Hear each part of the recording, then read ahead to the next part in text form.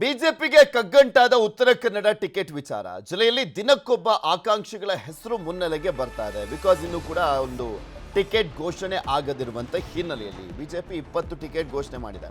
ಇನ್ನು 8 ಕ್ಷೇತ್ರಗಳು ಬಾಕಿ ಇರುವಂಥದ್ದು. JDSಗೆ ಎಷ್ಟು, ನಾವು ಉಳಿದಿರುವಂಥ ಕ್ಷೇತ್ರಗಳಲ್ಲಿ ಯಾರು ಅಭ್ಯರ್ಥಿಗಳು ಇನ್ನೂ ಕೂಡ ಡಿಸೈಡ್ ಆಗಬೇಕು. ಈ ಸಂದರ್ಭದಲ್ಲಿ ಬಿಜೆಪಿಯ ಭದ್ರಕೋಟೆ ಆಗಿರುವಂಥ ಉತ್ತರ ಕನ್ನಡದಲ್ಲಿ ಮಾತ್ರ ಯಾರು ಅಭ್ಯರ್ಥಿ ಅಂತ ಗೊತ್ತಾಗ್ತಾ ಇಲ್ಲ.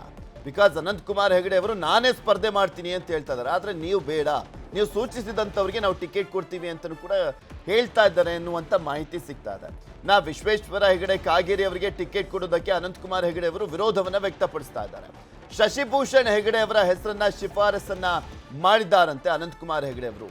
ಮಾಜಿ ಮುಖ್ಯಮಂತ್ರಿ ದಿವಂಗತ ರಾಮಕೃಷ್ಣ ಹೆಗಡೆ ಅವರ ಮೊಮ್ಮಗ ಶಶಿಭೂಷಣ್ ಹೆಗಡೆ ಅವರು ವಿಶ್ವೇಶ್ವರ ಹೆಗಡೆ ಕಾಗೇರಿಗೆ ಟಿಕೆಟ್ ಕೊಟ್ರೆ ಸೋಲಿನ ಭೀತಿ ಕಾಗೇರಿ ವಿರುದ್ಧವೂ ಕ್ಷೇತ್ರದಲ್ಲಿ ಕೇಳಿ ಬರ್ತಾ ಇದೆ. ಅಸಮಾಧಾನ. ಅವರು ಕೂಡ ವಿಧಾನಸಭೆ ಎಲೆಕ್ಷನ್ ಸಂದರ್ಭದಲ್ಲಿ ಸೋಲನ್ನ ಕಂಡಿದ್ರು ವಿಶ್ವೇಶ್ವರ ಹೆಗಡೆ ಕಾಗೇರಿ ಅವರು. ಅವರಿಗಂತೂ ಟಿಕೆಟ್ ಬೇಡವೇ ಬೇಡ ಅಂತ ಅನಂತಕುಮಾರ್ ಹೆಗಡೆ ಅವರು ಹೇಳ್ತಾ ಇದ್ದಾರೆ. ಅಕಸ್ಮಾತ್ ನನಗೆ ಮಿಸ್ ಆದ್ರೆ ಶಶಿಭೂಷಣ್ ಹೆಗಡೆ ಅವರಿಗೆ ಕೊಡಿ ಅಂತ ಹೇಳ್ತಾ ಇದ್ದಾರಂತೆ.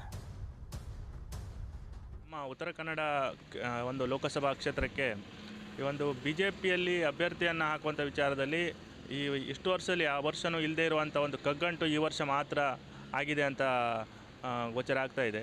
ಯಾಕಂತ ಹೇಳಿದ್ರೆ ಇದಕ್ಕೆ ಮುಖ್ಯವಾಗಿ ಇದುವರೆಗೂ MP ಆಗಿರುವಂಥ ಅನಂತಕುಮಾರ್ ಹೆಗಡೆ ಅವರ ಒಂದು ನಿಷ್ಕ್ರಿಯತೆ ಕಾರಣ ಅಂತ ಹೇಳಿ ಜನ ಆಡ್ಕೊಳ್ತಾ ಇರೋದನ್ನು ನಾವು ಕೇಳಿಸ್ಕೊಳ್ತಾ ಇದ್ದೇವೆ.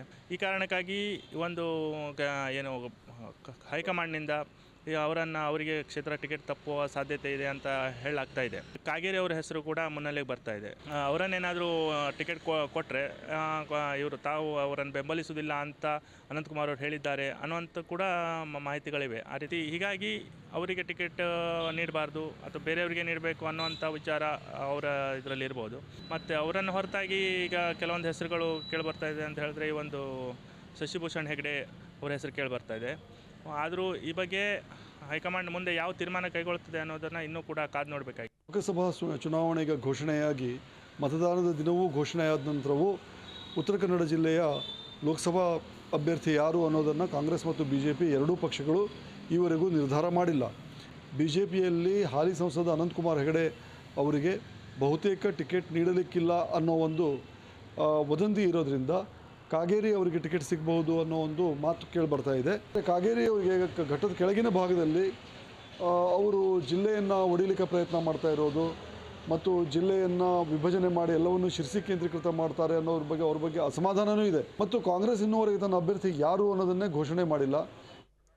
ಇದು ಬಿಜೆಪಿಯಲ್ಲಿರುವಂಥ ಗೊಂದಲ. ಆದರೆ ಕಾಂಗ್ರೆಸ್ನಲ್ಲೂ ಕೂಡ ಅಷ್ಟೇ ಆ ಒಂದು ಕ್ಷೇತ್ರಕ್ಕೆ ಟಿಕೆಟ್ ಘೋಷಣೆ ಆಗಿಲ್ಲ. ಈ ಸಂದರ್ಭದಲ್ಲಿ ಬಿಜೆಪಿಯಲ್ಲಿರುವಂಥ ಕುಮಾರ್ ಬಂಗಾರಪ್ಪ ಅವರ ಹೆಸರು ಕಾಂಗ್ರೆಸ್ ಟಿಕೆಟ್ ಆಕಾಂಕ್ಷಿತರ ಪಟ್ಟಿಯಲ್ಲಿ ಸೇರ್ಪಡೆ ಆಗಿಬಿಟ್ಟಿದೆ. ಅವರ ಹೆಸರು ಪ್ರಸ್ತಾಪ ಆಗಿದೆ.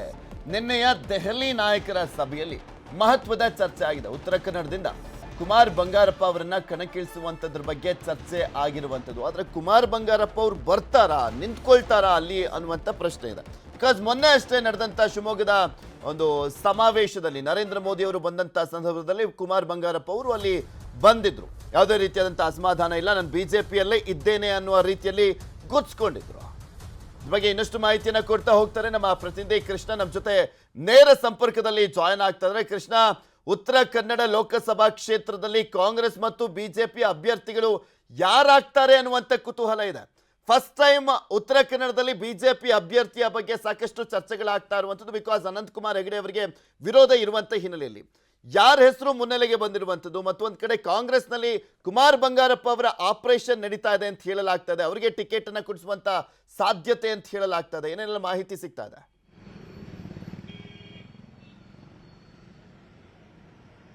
ಈಗ ತಾನೇ ಉತ್ತರ ಕನ್ನಡ ಲೋಕಸಭಾ ಕ್ಷೇತ್ರಕ್ಕೆ ಕುಮಾರ್ ಬಂಗಾರಪ್ಪ ಅವರ ಹೆಸರು ಈಗ ಪ್ರಸ್ತಾಪಕ್ಕೆ ಬಂದಿರುವಂತದ್ದು. ಈಗಾಗಲೇ ಕುಮಾರ್ ಬಂಗಾರಪ್ಪ ಅವರು ಕಳೆದ ವಿಧಾನಸಭಾ ಚುನಾವಣೆಯಲ್ಲಿ ಸೋಲನ್ನ ಕಂಡಿದ್ರು. ಅದಾದ ನಂತರವಾಗಿ ಎಲ್ಲೂ ಕೂಡ ಕಾಣಿಸ್ಕೊಂಡಿರಲಿಲ್ಲ. ಮತ್ತೀಗ ಪಕ್ಷದಲ್ಲಿ ಇದ್ರೂ ಕೂಡ ತಟಸ್ಥವಾದ ನಿಲುವನ್ನು ತೆಗೆದುಕೊಂಡಿದ್ರು. ಆದ್ರೆ ಇಲ್ಲೊಂದು ಕಡೆ ಅವರನ್ನ ಕಾಂಗ್ರೆಸ್ ನಾಯಕರು ಆಪರೇಷನ್ ಮಾಡ್ತಾ ಇದ್ದಾರೆ ಅನ್ನೋದ್ರ ಬಗ್ಗೆ ಕೂಡ ಹೇಳಲಾಗ್ತಾ ಇತ್ತು. ಸ್ವತಃ ಅವರ ಸಹೋದರ ಆಗಿರ್ತಕ್ಕಂಥ ಸಚಿವ ಮಧು ಬಂಗಾರಪ್ಪ ಅವರ ಮುಖಾಂತರವಾಗಿ ಅವರನ್ನ ಕಾಂಗ್ರೆಸ್ ತರುವಂತ ಒಂದು ಕೆಲಸ ಕೂಡ ಮಾಡಲಾಗ್ತಾ ಇದೆ ಅನ್ನೋ ಮಾತುಗಳು ಕೂಡ ಕೇಳಿ ಬರ್ತಾ ಇತ್ತು. ಇದೀಗ ಕುಮಾರ್ ಬಂಗಾರಪ್ಪ ಅವರು ಹೋದ್ರೆ ಸಹಜವಾಗಿಯೇ BJPಗೆ ಅಭ್ಯರ್ಥಿ ಆಗಿರ್ತಕ್ಕಂಥ ಶಿವಮೊಗ್ಗ ಅಭ್ಯರ್ಥಿ ಆಗಿರ್ತಕ್ಕಂಥ ರಾಘವೇಂದ್ರ ಅವರಿಗೆ ಹಿನ್ನಡೆ ಆಗುವಂತ ಆತಂಕ ಕೂಡ ಇರುವಂತದ್ದು. ಯಾಕಂದ್ರೆ ಇದೀಗ ಮತಗಳು ಅತ್ಯಂತ ದೊಡ್ಡ ಮಟ್ಟದಲ್ಲಿರುವಂತದ್ದು. ಇಂಥ ಸಂದರ್ಭದಲ್ಲಿ ಕುಮಾರ್ ಬಂಗಾರಪ್ಪ ಅವರು ಹೋಗ್ಬಿಟ್ರೆ ಸಹಜವಾಗಿಯೇ BJPಗೆ ಹಿನ್ನಡೆ ಆಗುತ್ತೆ. ಆ ಕಾರಣಕ್ಕೋಸ್ಕರ ಕಾರಣಕ್ಕೋಸ್ಕರವಾಗಿಯೇ ಇದೀಗ ಅವ್ರನ್ನ ಸಮಾಧಾನದ ಪಡಿಸೋದ್ರ ಮುಖಾಂತರವಾಗಿ ಪಕ್ಷದಲ್ಲಿ ಅವರಿಗೆ ಒಂದು ರೀತಿ ಸ್ಥಾನಮಾನ ಕೊಡುವಂತ ನಿಟ್ಟಿನಲ್ಲಿ ಖುದ್ದು ಯಡಿಯೂರಪ್ಪನವರೇ ಮನಸ್ಸನ್ನ ಮಾಡಿದ್ದಾರೆ ಅನ್ನುವಂಥದ್ದು.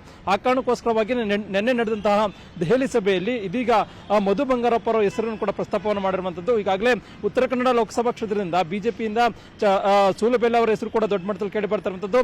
ಜೊತೆಗೆ ಮಾಜಿ ಸ್ಪೀಕರ್ ಆಗಿರ್ತಕ್ಕಂಥ ವಿಶ್ವೇಶ್ವರ ಹೆಗಡೆ ಅವರ ಹೆಸರುಗಳು ಕೂಡ ಕೇಳಿ ಬರ್ತಾ ಇರುವಂತದ್ದು. ಹೀಗಾಗಿ ಅಂತಿಮವಾಗಿ ವಿಶ್ವೇಶ್ವರ ಹೆಗಡೆ ಅವರಿಗೆ ಕೊಡ್ತಾರೆ ಅನ್ನೋದ್ರ ಬಗ್ಗೆ ಕೂಡ ಹೇಳಲಾಗ್ತಾ ಇತ್ತು. ಇದೀಗ ಅವರಿಗೆ ಫೈಟ್ ಕೊಡುವಂತ ನಿಟ್ಟಿನಲ್ಲಿ ಇದೀಗ ಕುಮಾರ್ ಬಂಗಾರಪ್ಪ ಅವರ ಹೆಸರು ಕೂಡ ಕೇಳಿ ಬರ್ತಾ ಇರುವಂತದ್ದು. ಹೀಗಾಗಿ ಇವತ್ತಿನ ಸಭೆಯಲ್ಲಿ ಅಂತಿಮವಾಗಿ ಯಾರಾಗ್ತಾರೆ ಅನ್ನೋದ್ರ ಬಗ್ಗೆ ಅಂತಿಮವಾದ ನಿರ್ಧಾರವನ್ನ ಇವತ್ತು ಹೈಕಮಾಂಡ್ ನ ಬಿಜೆಪಿ ನಾಯಕರು ಮಾಡಿದ್ದಾರೆ.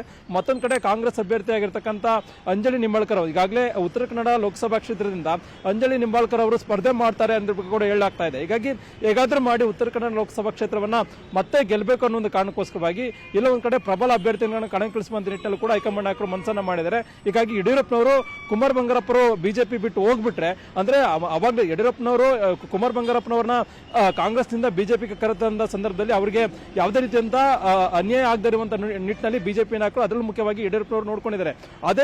ಅದೇ ರೀತಿಯಾಗಿ ಬರ್ತಕ್ಕಂಥ ದಿನಗಳಲ್ಲೂ ಕೂಡ ಕುಮಾರ್ ಬಂಗಾರಪ್ಪ ಅವ್ರನ್ನ ಹೇಗಾದ್ರೂ ಮಾಡಿ ಪಕ್ಷದಲ್ಲಿ ಉಳಿಸ್ಕೊಳ್ಬೇಕು, ಅವ್ರನ್ನ ನೋಡ್ಕೊಳ್ಬೇಕು ಅನ್ನೋ ಒಂದು ಕಾರಣಕ್ಕೋಸ್ಕರವಾಗಿಯೇ ಯಡಿಯೂರಪ್ಪನವರು ಇದೀಗ ಉತ್ತರ ಕನ್ನಡ ಲೋಕಸಭಾ ಕ್ಷೇತ್ರದಿಂದ ಕುಮಾರ್ ಬಂಗಾರಪ್ಪ ಅವರ ಹೆಸರನ್ನ ಸೂಚಿಸಿದ್ದಾರೆ ಅನ್ನೋದ್ರ ಬಗ್ಗೆ ಕೂಡ ಹೇಳಲಾಗ್ತಾ ಇರುವಂತದ್ದು.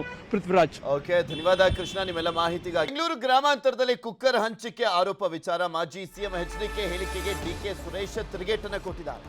ಕುಕ್ಕರ್ ಹಂಚುವ ಅವಶ್ಯಕತೆ ನನಗೆ ಇಲ್ಲ ಅಂತ ಡಿಕೆ ಸುರೇಶ್ ಅವರು ಹೇಳಿದ್ದಾರೆ. ಎಚ್.ಡಿ. ಕುಮಾರಸ್ವಾಮಿ ಅವರು ಆರೋಪವನ್ನು ಮಾಡಿದ್ರು. ಅದಕ್ಕೂ ಹಿಂದೆ ವಿಡಿಯೋವನ್ನ ಕೂಡ ಬಿಡುಗಡೆ ಮಾಡಿದ್ರು, ಎಲ್ಲೆಲ್ಲಿ ಕುಕ್ಕರ್ ಹಂಚಲಾಗ್ತಾ ಇದೆ ಅನ್ನುವಂಥದ್ರ ಬಗ್ಗೆ. ಕೆಲವರು ಪ್ರಚಾರಕ್ಕೆ ಏನೇನೋ ಮಾಡ್ತಾ ಇರ್ತಾರೆ ಅಂತ ತಿರುಗೇಟನ್ನು ನೀಡಿದ್ದಾರೆ. ಗ್ರಾಮಾಂತರದಲ್ಲಿ ಅಕ್ರಮ ನಡೀತಾ ಇದೆ. ಡಿಕೆ ಸುರೇಶ್ ಅವರು ಚುನಾವಣೆ ಮತದಾರರಿಗೆ ಕುಕ್ಕರ್ ಕೊಡೋದಕ್ಕೆ ಎಲ್ಲ ಇದು ಮಾಡಿದ್ದಾರೆ. ಎಲ್ಲಾರಿ ಲೋಡ್ ತಂದಿದ್ರು, ಅದು ಫೋಟೋ ರಿಲೀಸ್ ಮಾಡಿದ್ರು. ಅಂತ ಅವಶ್ಯಕತೆ ನನಗಿಲ್ಲ. ಕೆಲವರು ಅವಾಗವಾಗ ಪ್ರಚಾರದಲ್ಲಿರಬೇಕು ಅಂತ ಏನೇನೋ ಮಾಡ್ತಾ ಇರ್ತಾರೆ. ಸದ್ಯಕ್ಕೆ ಕುಮಾರಸ್ವಾಮಿ ಅವರು ಆರೋಗ್ಯ ಸರಿ ಇಲ್ಲ ಅಂತ ಹೇಳಿ ಆಪರೇಷನ್ಗೆ ಹೋಗಿದ್ದಾರೆ. ಅವರು ಬೇಗ ಗುಣಮುಖರಾಗಲಿ ಅಂತ ಹೇಳಿ ಆ ಭಗವಂತನಲ್ಲಿ ಪ್ರಾರ್ಥಿಸ್ತೇನೆ. ಆಮೇಲೆ ಬಂದು ಅವರ ರಾಜಕೀಯ ಪ್ರಶ್ನೆಗಳಿಗೆ ಉತ್ತರ ಕೊಡೋಣ. ದಾವಣಗೆರೆ ಟಿಕೆಟ್ ಕೈ ತಪ್ಪಿದ್ದಕ್ಕೆ ರೇಣುಕಾಚಾರ್ಯ ರೆಬಲ್ ಆಗಿದ್ರು. ಗಾಯತ್ರಿ ಸಿದ್ದೇಶ್ವರ್ಗೆ ಬಿಜೆಪಿ ಟಿಕೆಟ್ ನೀಡಿದ್ದಕ್ಕೆ ಸಿಟ್ಟನ್ನ ಹೊರಹಾಕ್ತಾ ಅತೃಪ್ತರ ಸಭೆಯನ್ನ ಮಾಡ್ತಾ ಇದ್ರು. ಸೊ ಹೀಗಾಗಿ ಆಪ್ತರ ಸಭೆಯನ್ನು ನಡೆಸ್ತಾ ಇರುವಂತ ಮಾಜಿ ಸಚಿವ ರೇಣುಕಾಚಾರ್ಯಗೆ ಬಿಎಸ್ವೈ ಎಚ್ಚರಿಕೆಯನ್ನು ಕೊಟ್ಟಿದ್ದಾರೆ. ರೇಣುಕಾಚಾರ್ಯಗೆ ಎಚ್ಚರಿಕೆಯನ್ನ ಕೊಟ್ಟಿದ್ದಾರೆ ಬಿಎಸ್ ಯಡಿಯೂರಪ್ಪ. ಪಕ್ಷದಿಂದ ಹೊರಹಾಕುವಂತ ಎಚ್ಚರಿಕೆಯನ್ನ ನೀಡಲಾಗಿದೆಯಂತೆ. ಸುಮ್ಮನೆ ಗೊಂದಲವನ್ನ ಸೃಷ್ಟಿ ಮಾಡುವಂಥದ್ದು ಬೇಡ. ಹೈಕಮಾಂಡ್ ನಾಯಕರು ಸೂಚಿಸಿದ್ದಾರೆ, ಆ ಒಬ್ಬ ಅಭ್ಯರ್ಥಿಯ ಪರವಾಗಿ ಪ್ರಚಾರ ಮಾಡಂಗಿದ್ರೆ ಮಾಡು, ಇಲ್ಲ ಅಂದ್ರೆ ಪಕ್ಷದಿಂದ ಹೋಗೋದಾದ್ರೆ ಹೋಗು ಅಂತ ಹೇಳಿದಾರಂತೆ. ಪಕ್ಷದಲ್ಲಿ ಕೆಲಸ ಮಾಡೋದಾದ್ರೆ ಇರು, ಇಲ್ಲ ಬೇರೆ ಪಕ್ಷಕ್ಕೆ ಹೋಗಂಗಿದ್ರೆ ಹೋಗು ಅಂತ ಬಿಎಸ್ವೈ ಖಡಕ್ ಆಗಿ ವಾರ್ನಿಂಗ್ ಅನ್ನ ಕೊಟ್ಟಿದ್ದಾರಂತೆ. ಸಂಸದ ಸಿದ್ದೇಶ್ವರ ಪತ್ನಿಗೆ ಟಿಕೆಟ್ ನೀಡಿದ್ರಿಂದ ಸಿಟ್ಟಾಗಿದ್ರು ರೇಣುಕಾಚಾರ್ಯ. ಟಿಕೆಟ್ ಘೋಷಣೆ ಆದ ಮೇಲೆ ಹೈಕಮಾಂಡ್ಗೆ ಟಿಕೆಟ್ ಬದಲಿಸುವಂತೆ ಒಂದು ಗಡುವನ್ನ ಕೂಡ ಕೊಡಲಾಗಿತ್ತು ರೇಣುಕಾಚಾರ್ಯ ಟೀಮಿಂದ. ಅತೃಪ್ತರ ತಂಡ ಕಟ್ಟಿದ್ದೇ ರೇಣುಕಾಚಾರ್ಯ ಅನ್ನುವಂಥದ್ರ ಬಗ್ಗೆ ಹೈಕಮಾಂಡ್ಗೆ ಮಾಹಿತಿ ಇತ್ತು. ಸೊ ಹೀಗಾಗಿ ಯಡಿಯೂರಪ್ಪನವರು ಖಡಕ್ ಎಚ್ಚರಿಕೆಯನ್ನು ಕೊಟ್ಟಿದ್ದಾರೆ ರೇಣುಕಾಚಾರ್ಯಗೆ.